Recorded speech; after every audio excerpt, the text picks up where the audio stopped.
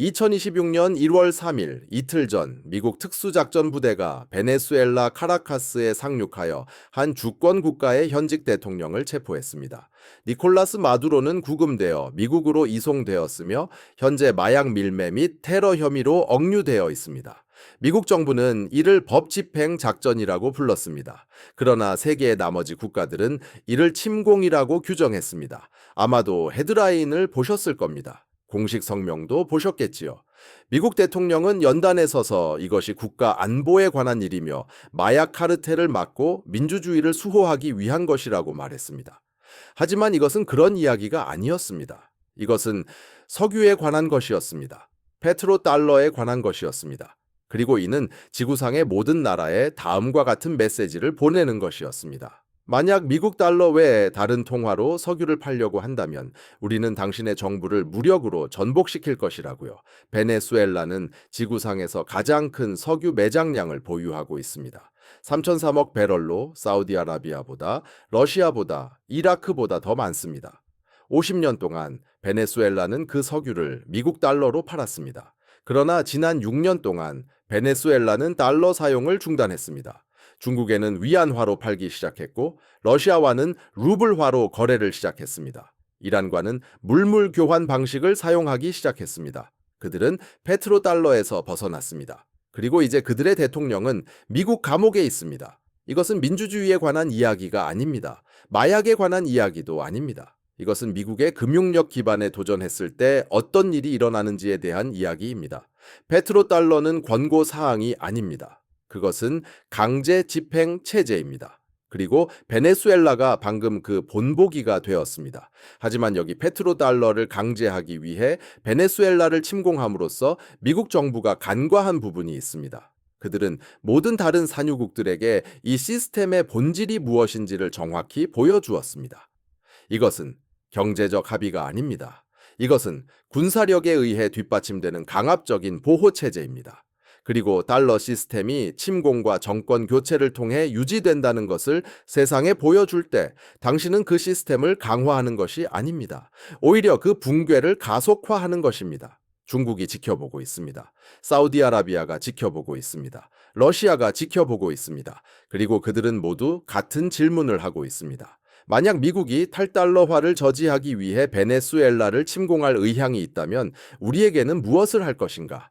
그리고 그들이 내린 결론은 간단합니다. 이 다음 차례가 되기 전에 가능한 한 빨리 달러 시스템을 벗어나야 한다는 것입니다. 이 비디오에서 저는 베네수엘라가 어떻게 오페크의 창립 회원국이자 미국의 주요 석유 공급국에서 달러 시스템을 떠났다는 이유로 침공당한 나라가 되었는지 정확히 보여드릴 것입니다. 저는 우고 차베스가 집권한 때부터 48시간 전 미국 군대가 카라카스에 상륙하기까지의 27년의 연대표를 보여드릴 것입니다.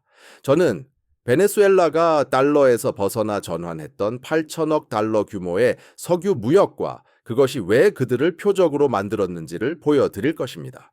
그리고 저는 1월 3일 침공이 이야기의 끝이 아닌 이유를 보여드릴 것입니다. 그것은 페트로달러 자체의 종말의 시작입니다. 군사력을 통해 시스템을 강제할 때 당신은 수능을 얻지 못합니다. 저항을 얻을 뿐입니다. 그리고 현재 14개국이 달러 시스템 탈퇴 계획을 가속화하고 있습니다. 그들은 베네수엘라에 일어난 일을 지켜보았고 자신들에게는 그런 일이 일어나도록 내버려 두지 않을 것입니다. 이것은 투자 조언이 아닙니다. 이것은 미국이 이라크 전쟁 이후 가장 큰 전략적 실수를 저지른 방식에 대한 지정학적 분석이며 여러분은 주유소에서, 식료품점에서, 그리고 은퇴 자금 계좌에서 그 대가를 치르게 될 것입니다. 처음부터 시작하겠습니다. 왜냐하면 2026년 1월 3일 미국이 베네수엘라를 침공한 이유를 이해하려면 우고 차베스 집권 이전의 베네수엘라가 어떠했고 그 이후 어떻게 변했는지 이해해야 하기 때문입니다. 베네수엘라는 20세기 초에 막대한 석유 매장량이 발견되었습니다. 1970년대에 이르러 베네수엘라는 오페크의 창립 회원국이자 세계에서 가장 큰 석유 수출국 중 하나가 되었습니다. 베네수엘라 국영 석유회사 PDVSA는 매일 150만 배럴 이상의 석유를 미국 정유 공장에 공급했습니다. 그 석유는 텍사스와 루이지애나로 가서 휘발유와 경유로 정제되었습니다. 이는 미국 경제의 원동력이 되었고 단 한 배럴도 빠짐없이 미국 달러로 지불되었습니다. 이것이 바로 페트로달러 시스템이었습니다. 베네수엘라는 석유를 생산했고 미국은 달러로 그것을 샀습니다. 그리고 베네수엘라는 그 달러로 미국 상품, 미국 무기, 그리고 미국 국채를 샀습니다. 달러는 다시 미국으로 순환되었습니다. 그것은 폐쇄 루프였습니다. 베네수엘라는 부유해졌고 미국은 값싼 석유와 자국 부채 시장을 얻었습니다. 모두가 이득을 보았습니다. 하지만 이 시스템에는 한 가지 요구사항이 있었습니다. 베네수엘라는 달러 시스템 안에 머물러야 했습니다. 석유 가격을 달러로 책정해야 했고 달러로 지불을 받아들여야 했으며 외환 보유액을 달러로 유지해야 했습니다. 만약 그들이 달러 시스템을 벗어난다면 전체적인 합의는 무너질 것이었습니다. 수십 년간 이것은 문제가 되지 않았습니다. 베네수엘라 대통령들은 이 거래를 이해했습니다. 달러 시스템 안에 머물면 미국 시장과 보호를 얻는 것입니다. 달러 시스템을 떠나면 적이 되는 것이지요. 간단했고 효과적이었습니다. 그러던 1999년 우고 차베스가 대통령으로 당선되었고 그는 그 거래에 동의하지 않았습니다. 우고 차베스는 경제적 민족주의와 반제국주의를 기치로 내걸었던 전직 군 장교였습니다. 그는 베네수엘라의 석유부를 보며 간단한 질문을 던졌습니다. 왜 우리는 어떤 통화로든 최고 입찰자에게 팔 수 있는데도 미국의 달러로 우리의 석유를 팔고 있는가? 왜 우리는 미국 기업들이 우리 자원에서 이익을 빼내도록 허용하는가? 왜 우리는 미국이 통화와 부채를 통해 우리 경제를 통제하도록 허용하는 금융 시스템에 편입되어 있는가? 2000년 차베스는 첫 번째 주요 조치를 취했습니다. 그는 이라크로 가서 사담 후세인을 만났습니다. 이는 미국이 이라크를 고립시켰던 제재 시대였습니다. 차베스는 텔레비전에서 사담과 악수하며 베네수엘라가 이라크의 달러가 아닌 상품과 물물 교환으로 석유를 팔겠다고 발표했습니다. 이것은 페트로달러에 대한 직접적인 도전이었습니다. 2001년 차베스는 새로운 단화수소법을 통과시켰는데 이 법은 베네수엘라 정부에게 국내 모든 석유 프로젝트에 대한 과반수 통제권을 부여했습니다. 수십 년 동안 베네수엘라에서 사업을 해왔던 엑슨모빌이나 키코 필립스와 같은 미국 석유 회사들은 과반수 소유권을 포기하거나 떠나라는 통보를 받았습니다. 대부분의 회사가 떠났습니다. 2005년 차베스는 장기 계약을 통해 중국에 원유를 판매하기 시작했습니다. 계약 조건은 간단했습니다. 중국은 사회 기반 시설 대출과 투자를 제공하고 베네수엘라는 대출금을 달러 없이 원유로 갚는 것이었습니다. 이것이 바로 궁극적으로 600억 달러 규모에 달하게 될 베네수엘라 중국 간 석유 대출 프로그램의 시작이었습니다. 2006년 차베스는 베네수엘라가 쿠바 의사와 교사를 받는 대가로 보조금 지원 가격으로 쿠바의 원유를 판매할 것이라고 발표했습니다. 다시 한번 달러는 배제되었습니다. 이것은 물물 교환이었습니다. 2007년 차베스는 베네수엘라를 국제통화기금과 세계은행에서 탈퇴시켰습니다. 그는 이 기관들이 미국의 경제 지배 도구라고 말했습니다. 그는 베네수엘라가 그들에게 진 모든 빚을 갚았고 그들의 프로그램 참여를 중단했습니다. 2008년에 이르러 차베스는 페트로달러의 종식을 공개적으로 촉구했습니다. 그는 유엔에서 세계가 달러를 대체할 새로운 기축 통화를 만들어야 한다고 연설했습니다. 그는 달러 없이 무역을 촉진하기 위해 수크리라는 남아메리카 통화를 제안했습니다. 그는 BFA, 달러 무역 블록을 만들겠다는 구상을 바탕으로 이란, 러시아, 중국과 동맹을 구축하고 있었습니다. 그리고 미국 정부는 이 모든 것을 지켜보며 자신들에게 문제가 생겼음을 깨달았습니다. 베네수엘라는 단순히 페트로달러 시스템을 떠나는 것이 아니었습니다. 그들은 적극적으로 대안 시스템을 구축하고 다른 나라들이 여기에 동참하도록 설득하고 있었습니다. 만약 다른 산유국들이 베네수엘라의 선례를 따른다면 전체 페트로달러 시스템이 붕괴될 것이었습니다. 그러나 미국은 2008년에 침공하지 않았습니다. 그들은 다른 수단을 통해 정권 교체를 시도했습니다. 2002년 차베스에 대한 쿠데타 시도가 있었습니다. 그는 잠시 권좌에서 물러났습니다. 미국은 개입을 부인했지만 이후 CIA가 쿠데타 주모자들에게 지원을 제공했음이 확인되었습니다. 쿠데타는 실패했습니다. 차베스는 48시간 안에 다시 권력을 잡았습니다. 미국은 2004년에 소환 투표를 통해 다시 시도했습니다. 그들은 야당 단체에 자금을 지원했습니다. 그들은 시민단체와 언론 캠페인을 이용하여 베네수엘라 국민들을 자베스에게서 등을 돌리게 하려 했습니다. 그 소환 투표는 실패했습니다. 자베스는 59%의 득표율로 승리했습니다. 그리하여 미국은 경제 전쟁으로 전환했습니다. 직접적으로 차베스를 제거할 수 없다면 국민들이 스스로 그를 몰아낼 때까지 베네수엘라 경제의 목줄을 죄겠다는 것이었습니다. 우고 차베스는 2013년에 암으로 사망했습니다. 그의 부통령인 니콜라스 마두로가 뒤를 이었습니다. 마두로는 차베스의 정책을 계속 이어갔습니다. 그는 달러에서 멀어지는 행보를 지속했습니다. 그는 중국 및 러시아와의 관계를 계속 강화했습니다. 그리고 미국은 그를 제거하려는 시도를 계속했습니다. 2015년 오바마 대통령은 베네수엘라를 국가 안보 위협으로 선언하고 첫 번째 제재를 부과했습니다. 이 제재들은 특정 베네수엘라 관리들을 대상으로 한 표적 제재였지만 이는 조직적인 경제 공격의 시작을 알리는 신호탄이었습니다. 2017년 트럼프 행정부는 제재를 대폭 강화했습니다. 그들이 한 일은 다음과 같습니다. 그들은 미국 기업들이 베네수엘라 원유를 구매하는 것을 금지했습니다. 이는 즉시 베네수엘라의 최대 고객을 끊어버렸습니다. 미국은 하루 50만 배럴의 베네수엘라 원유를 구매하고 있었습니다. 배럴당 75달러 기준으로 연간 137억 달러에 달하는 석유 수입이 하룻밤 사이에 사라진 것입니다. 그들은 미국 은행에 예치된 베네수엘라 정부의 모든 자산을 동결했습니다. 베네수엘라는 미국 금융 시스템 내에 약 70억 달러 규모의 달러 표시 계좌를 가지고 있었습니다. 이 모든 것이 동결되었습니다. 베네수엘라는 자국 자금에 접근할 수 없었습니다. 그들은 미국 기업들이 베네수엘라 유조선의 보험, 해운 또는 금융 서비스를 제공하는 것을 금지했습니다. 이는 베네수엘라가 누구에게도 원유를 판매하기 거의 불가능하게 만들었는데 대부분의 국제 해운 및 보험 서비스가 달러로 표시되며 미국 또는 유럽 기업들에 의해 제공되기 때문입니다. 중국이 베네수엘라 원유를 구매하려 해도 그 원유를 베네수엘라에서 중국으로 운송하는 데 필요한 선박, 보험, 결제 시스템이 이제 베네수엘라와 거래하는 것이 금지되었습니다. 그들은 베네수엘라가 미국 시장에서 신규 부채를 발행하는 것을 금지했습니다.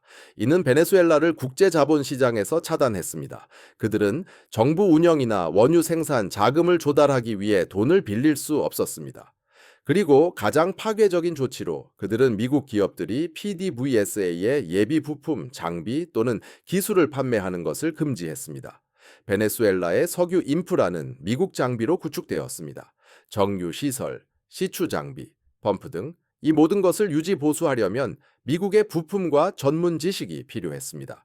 미국이 이러한 부품 판매를 금지하자 베네수엘라의 원유 생산량은 붕괴하기 시작했습니다. 수치가 모든 것을 말해줍니다.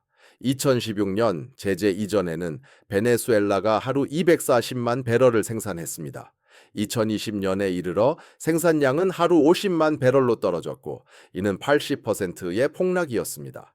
석유 수입은 연간 560억 달러에서 연간 110억 달러로 감소했습니다. 경제는 붕괴했습니다. 초인플레이션은 정점에서 170만 %에 달했습니다.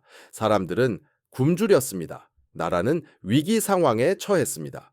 미국 정부는 이것이 민주주의와 인권에 관한 문제라고 말했습니다. 하지만 이것이 페트로달러에 관한 문제였음을 증명하는 비교 사례를 보여드리겠습니다. 이란은 수십 년 동안 심한 제재를 받아왔고 현재도 대규모 제재를 받고 있습니다. 왜일까요? 이란이 비페이, 달러 통화로 원유를 판매하며 미국의 지배력에 도전하기 때문입니다. 이란의 인권 기록은 베네수엘라보다 더 좋지 않습니다. 그러나 근본적인 문제는 인권이 아닙니다. 그것은 석유와 달러입니다. 러시아 제재는 2022년 이후 강화되었습니다. 왜일까요? 러시아가 원유와 가스 대금을 달러가 아닌 루블화로 요구하기 시작했기 때문입니다.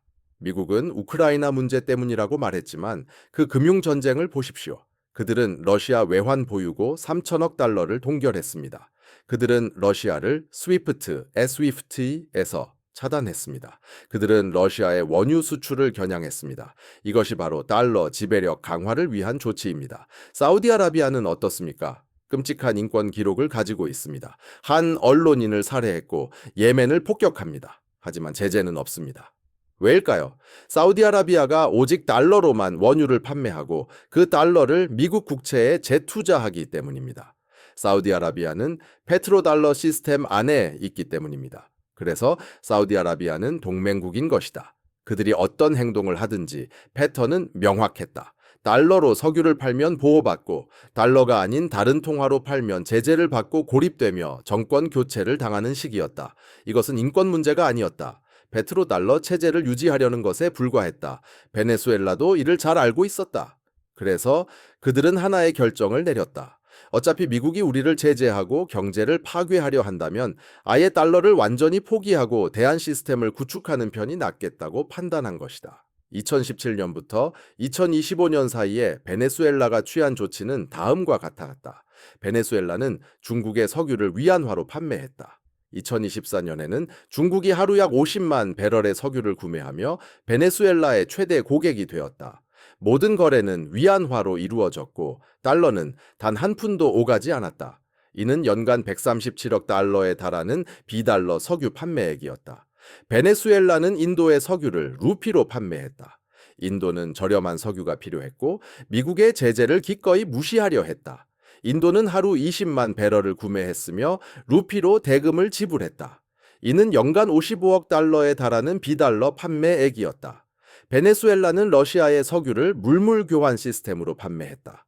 베네수엘라는 러시아로 석유를 보냈고 러시아는 그 대가로 베네수엘라에 밀, 기계류, 군사 장비를 보냈다. 화폐가 개입되지 않는 순수한 물물 교환이었다.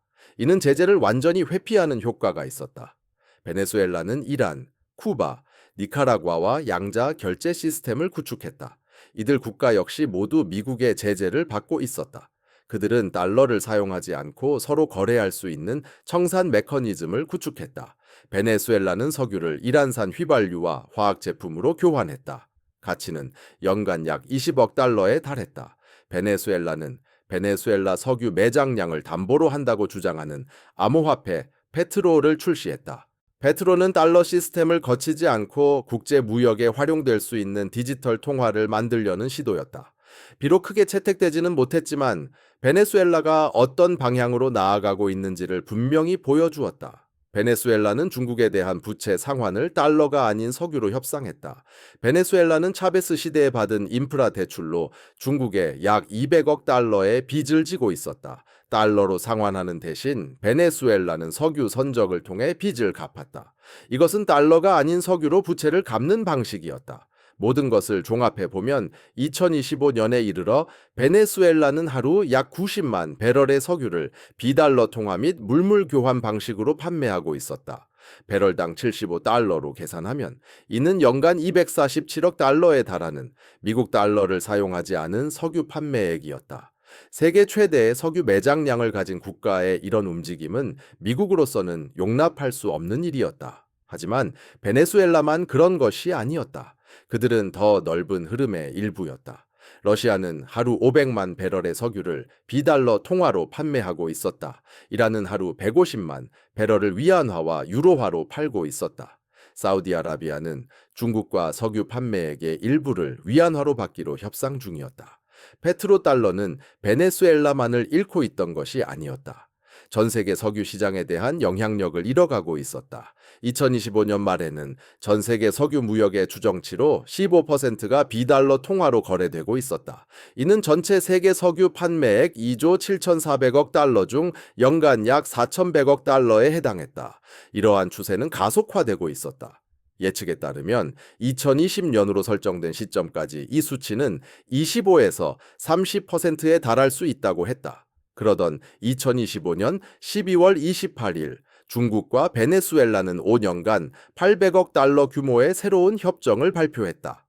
중국은 베네수엘라의 석유 인프라를 재건하고 그 대가로 베네수엘라는 중국에 하루 120만 배럴의 석유를 공급하기로 했다. 모든 거래는 위안화로 이루어졌다. 이것이 결정적인 전환점이었다.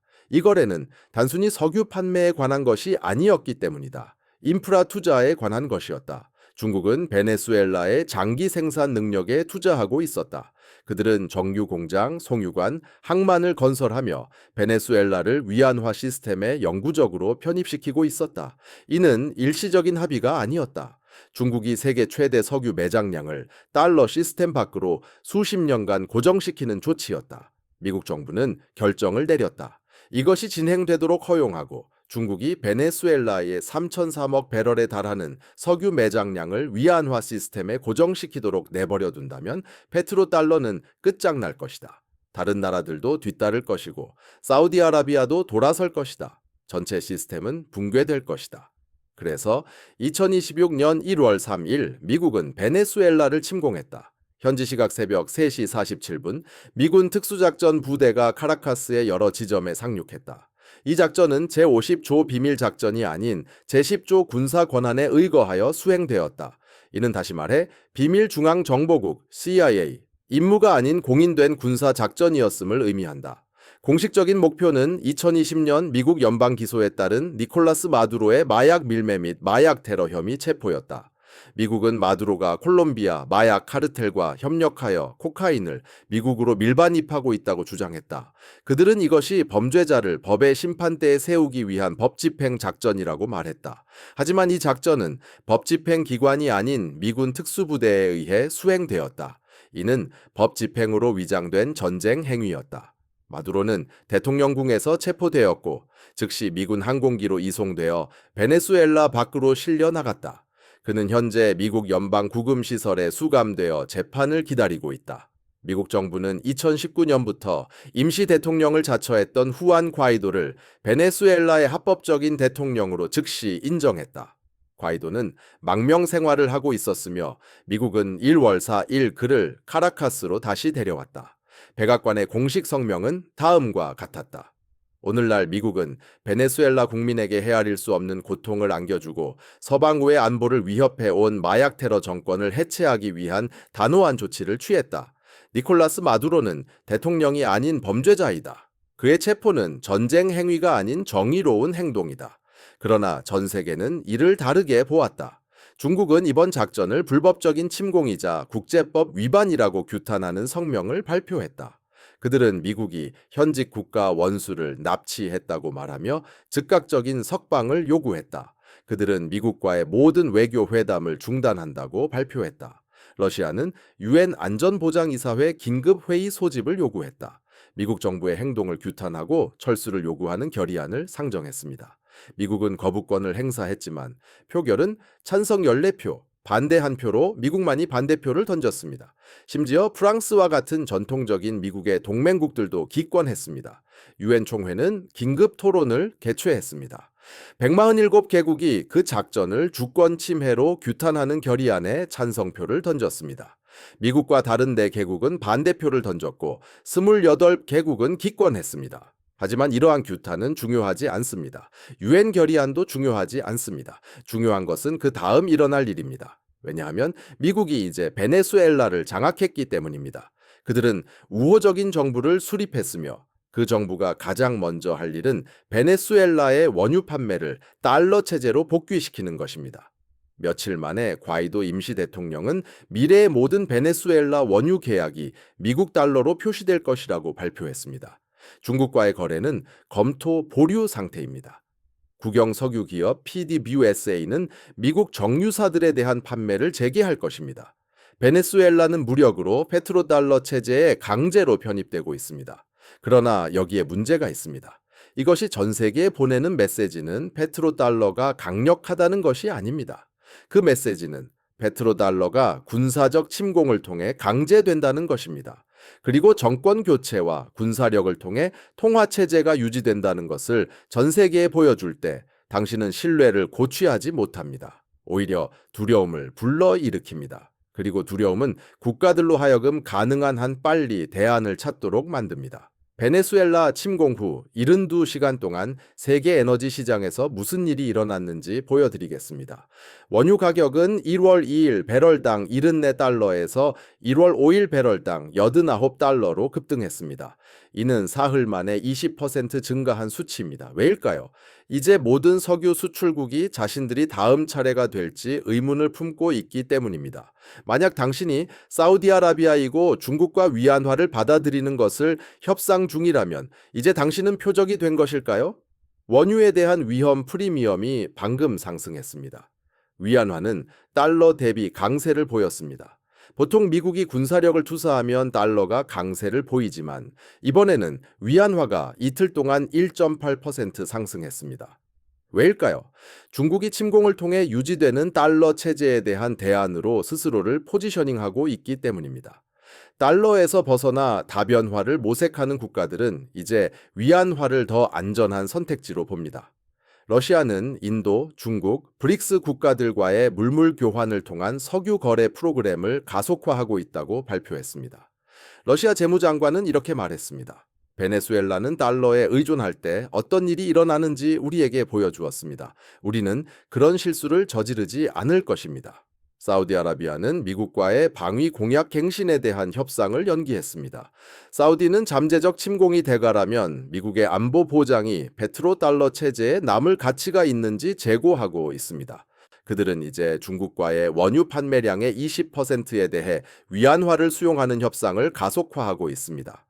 오펙은 에너지 주권과 관련된 분쟁을 해결하기 위한 군사력 사용에 대해 심각한 우려를 표명하는 성명을 발표했습니다. 이것은 이제 우리 모두가 표적이다라는 외교적 표현입니다. 14개국이 미국 달러에 의존하지 않는 대안적인 국제 결제 시스템 창설을 요구하는 공동 성명을 발표했습니다. 서명국에는 중국, 러시아, 이란, 브라질, 남아프리카 공화국, 인도네시아, 튀르키예, 그리고 다른 7개국이 포함되었습니다. 이것은 공식적인 비달러권 블록의 시작입니다.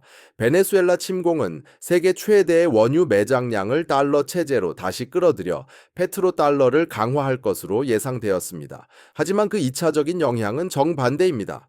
이는 모든 국가에게 달러 체제가 자발적인 경제적 합의가 아니라는 것을 보여주었기 때문에 탈달러화를 가속화하고 있습니다. 그것은 군사력에 의해 뒷받침되는 강압적인 체제입니다. 국가들은 떠나는 것이 정권 교체를 의미하는 체제 안에 있기를 원하지 않습니다. 이제 장기적인 함의를 보여드리겠습니다. 이것이야말로 미국에게 정말 나쁜 상황이 시작되는 지점이기 때문입니다. 베네수엘라는 이제 하나의 사례 연구입니다. 그것은 전 세계의 모든 외교부와 중앙은행에서 연구될 사례입니다. 그 사례 연구는 이렇습니다. 세계 최대의 원유 매장량을 가진 한 국가가 페트로달러 체제를 떠나려고 했습니다. 그들은 위안화로 원유를 판매했습니다. 그들은 물물 교환 시스템을 구축했습니다. 그들은 양자 결제 메커니즘을 만들었습니다. 그리고 미국의 대응은 침공하여 정부를 전복시키고 그 국가를 달러 체제로 다시 편입시킨 괴뢰 정권을 수립하는 것이었습니다. 교훈은 명확합니다. 달러는 경제력으로 유지되는 것이 아닙니다. 군사적 강제로 유지됩니다. 이것은 모든 것을 바꿉니다. 50년 동안 달러는 세계에서 가장 유동적이고 가장 신뢰받으며 가장 안정적인 통화였기 때문에 기축 통화였습니다. 국가들은 달러가 유용했기 때문에 달러를 보유했습니다. 달러는 어디에서나 통용되었습니다. 달러는 세계 최대 경제 규모에 의해 뒷받침되었습니다. 이것은 소프트 파워였습니다. 이것은 경제적 지배력이었습니다. 하지만 이제 페트로달러는 하드 파워를 통해 유지됩니다. 만약 그 체제를 떠나려고 하면 침공을 당합니다. 이것은 국가들이 달러를 보는 방식을 근본적으로 바꿉니다. 그들은 달러가 유용해서 달러를 보유하는 것이 아닙니다. 그들은 달러를 보유하지 않으면 어떤 일이 일어날지 두려워하기 때문에 달러를 보유합니다. 그리고 통화가 경제력보다는 두려움을 통해 유지될 때 그것은 취약합니다. 국가들이 침공당하지 않고 벗어날 수 있다고 믿는 순간 그들은 그렇게 할 것이기 때문입니다. 그리고 그 순간이 오고 있습니다. 중국이 그 탈출구를 제공하고 있습니다. 1대1로 구상은 150개국의 인프라를 구축하고 있습니다. 아시아 인프라 투자 은행은 개발 자금을 제공하고 있습니다. CIPS 결제 시스템은 스위프트에 대한 대안을 제공하고 있습니다. 중국은 국가들에게 달러가 필요 없이 무역하고 투자하고 성장할 수 있는 방법을 제공하고 있습니다. 그리고 결정적으로 중국은 자신들의 시스템에 합류하는 국가들에게 군사적 보호를 제공하고 있습니다. 중국, 러시아, 이란 축은 이제 미국의 힘에 대한 견제 세력입니다. 만약 당신이 카자흐스탄이나 나이지리아, 앙골라와 같은 중견 석유 수출국이고 위안화로 원유를 판매하고 싶다면 중국은 미국의 보복으로부터 당신을 보호할 것입니다. 그들이 미국의 침공을 완전히 막지는 못할 수도 있지만 미국이 두 번 생각하게 만들 만큼 충분히 값비싼 대가를 치르게 할 수는 있습니다.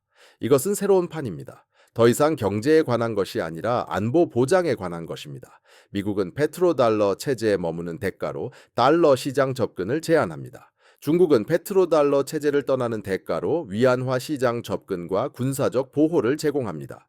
그리고 2026년 1월 3일 이후 더 많은 국가가 중국의 제안을 받아들일 것입니다. 이 상황이 어떻게 전개될지에 대한 시간표는 다음과 같습니다.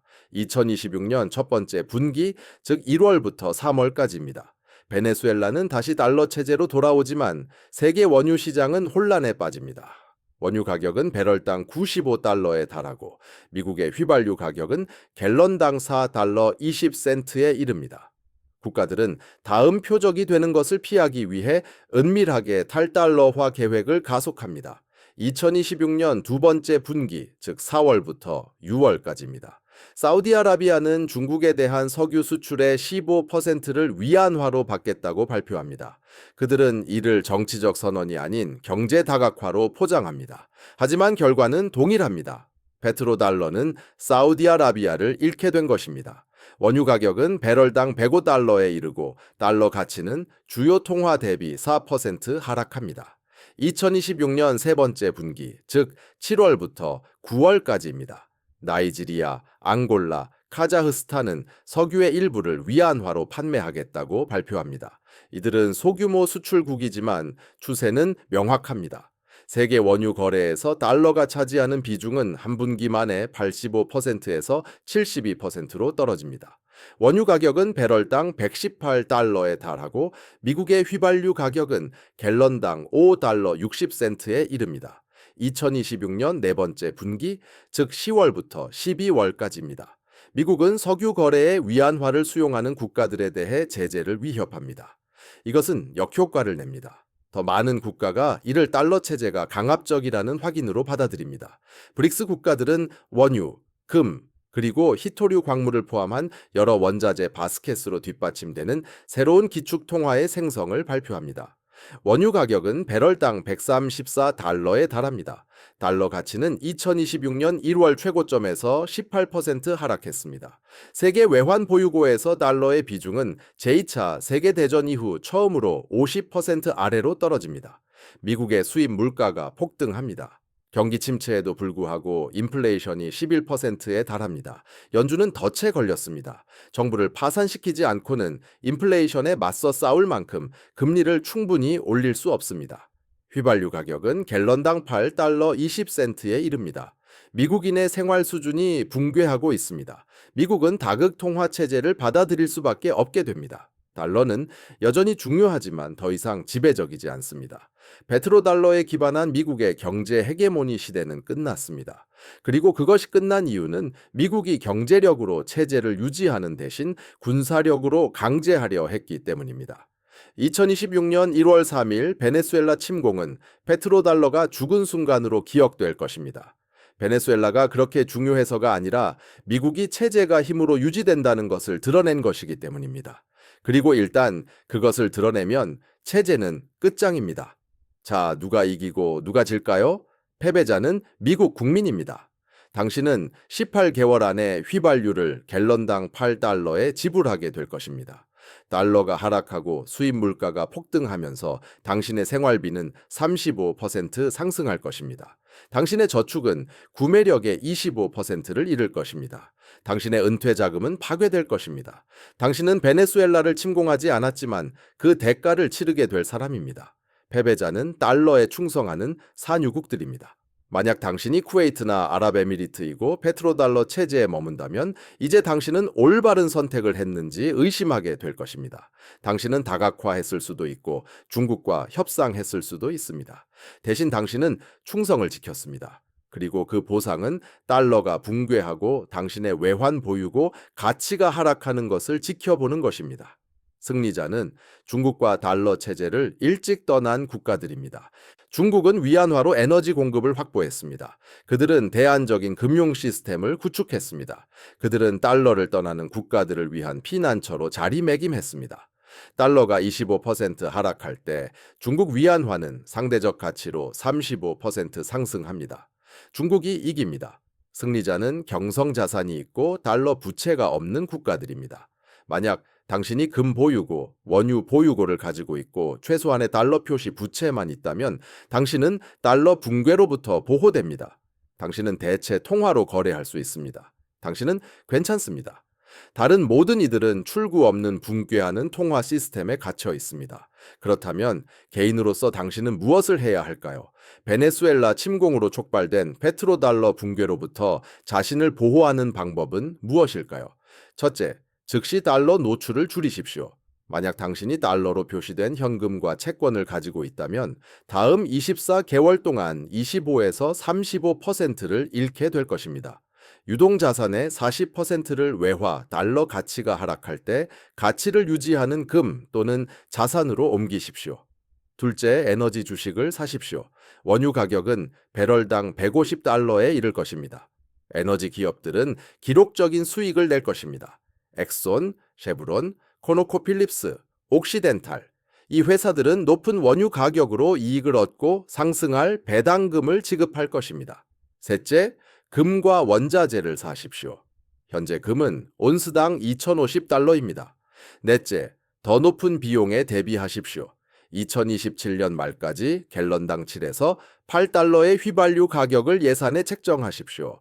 식료품 비용 40% 상승을 예산에 책정하고 수입품 비용 35% 상승을 예산에 책정하십시오. 이것은 현실이 될 것입니다. 다섯째, 지정학에 주의를 기울이십시오. 만약 미국이 또 다른 산유국을 침공한다면 시간표가 앞당겨집니다. 사우디아라비아가 위안화 수용을 발표하면 그것이 반가쇠가 될 것입니다. 발표 전에 포지션을 잡으십시오. 그 후가 아닙니다. 그리고 여섯째, 이것은 일시적인 것이 아님을 이해하십시오. 페트로달러는 돌아오지 않을 것입니다. 미국이 50년 동안 무제한으로 돈을 찍어낼 수 있게 했던 시스템은 끝나고 있습니다. 다음은 조정입니다. 더 낮은 생활 수준, 더 높은 비용, 약화된 통화. 이것이 새로운 현실입니다. 2026년 1월 3일 베네수엘라 침공은 마약 테러리스트에 대한 법 집행 작전으로 포장되었습니다. 하지만 진정으로 그것은 붕괴하는 통화 체제를 붙잡으려는 제국의 마지막 필사적인 시도였습니다. 그들은 한 국가를 침공하여 달러 시스템으로 강제로 되돌리려 했습니다. 그들은 페트로달러가 경제력이 아닌 군사력으로 유지된다는 것을 전 세계에 보여주었습니다. 그리고 그렇게 함으로써 그들이 막으려 했던 바로 그 일을 가속화했습니다. 이제 국가들은 다음 베네수엘라가 되기 전에 달러 시스템을 떠나기 위해 경쟁하고 있습니다. 페트로달러가 죽어가고 있습니다. 10년 뒤도 5해 뒤도 아닙니다. 바로 지금입니다. 이 모든 것의 전적인 무게가 여러분의 지갑을 덮치기까지는 12개월에서 18개월밖에 남지 않았습니다. 경고해 드렸습니다. 페트로달러의 시대는 저물고 있습니다. 달러 패권의 시대는 막을 내리고 있습니다. 그리고 다음으로 올 세상은 미국이 지배적인 강국이 아니라 여러 강국 중 하나일 뿐인 다극체제의 세상입니다. 여러분의 생활비는 곧 2배로 뛸 것입니다. 여러분의 저축액은 가치의 3분의 1을 잃게 될 것입니다. 그리고 이를 막기 위해 여러분이 할 수 있는 것은 아무것도 없습니다. 하지만 지금 당장 행동한다면 자신을 보호할 수 있습니다. 좋아요. 버튼을 힘껏 눌러주세요. 이 채널을 구독해주세요. 왜냐하면 다음 영상에서는 정부가 달러 붕괴를 인지하고 압류할 자산을 찾기 시작할 때 무슨 일이 일어나는지 보여드릴 것이기 때문입니다. 그리고 그 표적은 바로 여러분의 401k, 401k, 즉 7.3조 달러에 달하는 퇴직연금 계좌입니다. 그리고 이를 몰수할 법적 근거는 이미 마련되어 있습니다. 아르헨티나가 그랬고 폴란드가 그랬습니다.